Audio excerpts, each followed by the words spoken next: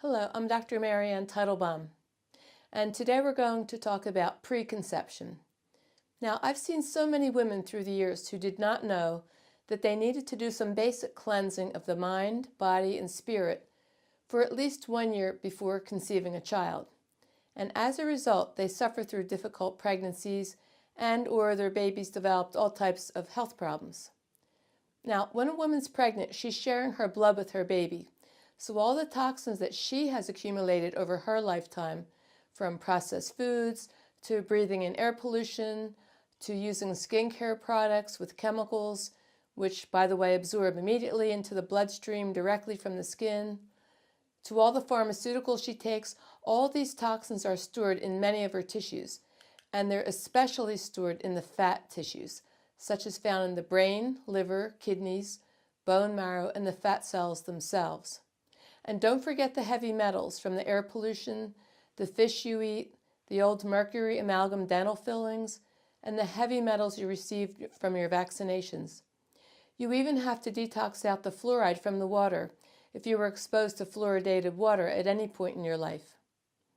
Now, during the early childhood years, the child gets rid of the toxins that he or she acquired from their mother while in the womb by getting the early childhood diseases such as measles, mumps, rubella, and chickenpox. These diseases create rashes on the skin as these nasty toxins come out through the sweat pores of the skin, which is the largest organ of elimination. But even though it's not fun having these diseases, it is somewhat of a rite of passage which will help to develop a normal functioning immune system for the rest of their lives as they rid themselves of these old stored toxins that they received from their mother when she was pregnant with them.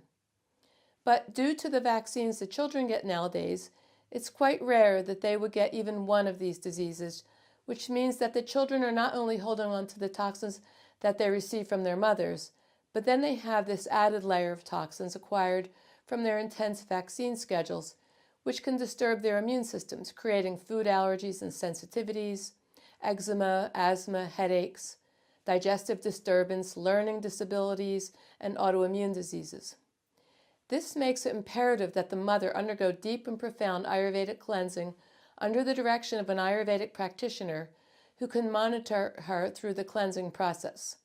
Some of the routines are daily, some are weekly, some are seasonal, and some are done especially in the spring and fall, the two best seasons to cleanse. This way, the babies don't start out their lives with such a high toxic load.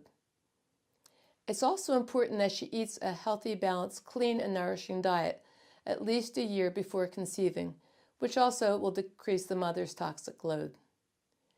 Now, toxins can be physical, as I just described, but they can also be mental.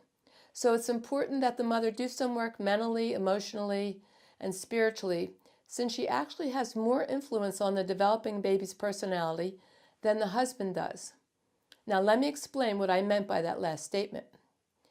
Each parent gives up roughly half of their DNA to the child, 50% from the mother through an egg, and 50% from the father through his sperm. But the reason the mother has more of an influence on the child's personality is because while she's carrying her baby, she receives the vibrational information from her baby, and the baby receives vibrational information from her. And this is why women will crave different types of food with each pregnancy. I remember I craved mangoes when I was pregnant with my son, and grapefruit when I was pregnant with my daughter. And it turns out now that my son loves mangoes, which we took so many pictures of him eating mangoes when he was in his high chair as a baby, and my daughter to this day craves all types of citrus fruits, lemons, grapefruits, and oranges.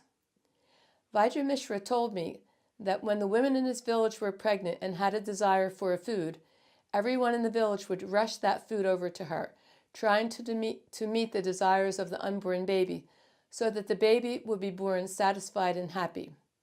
But it works in reverse as well.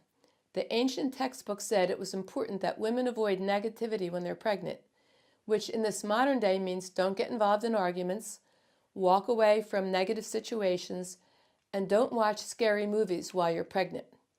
The emotions of anger and fear can get transmitted to the baby in much the same way that the baby is sending you signals of the food that they would like.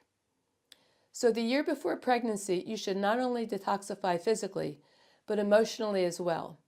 in whatever ways works best for you, using meditation, prayer, chanting, psychological counseling, or therapy. Try to get your mind and body in order so you can create a mentally, physically, and spiritually balanced, blissful baby. The ancient doctors said even the moment of conception was extremely important, that both the husband and the wife were in a blissful state of mind.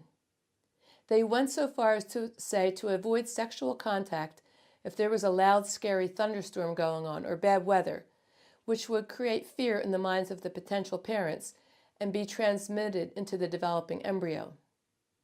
They said both parents should bathe, use some herbs or essential oils to create a pleasant fragrance, sprinkle some flowers on the bed, use fresh bed linens, and express deep love and devotion towards your partner so that pure love is flowing at the moment of conception.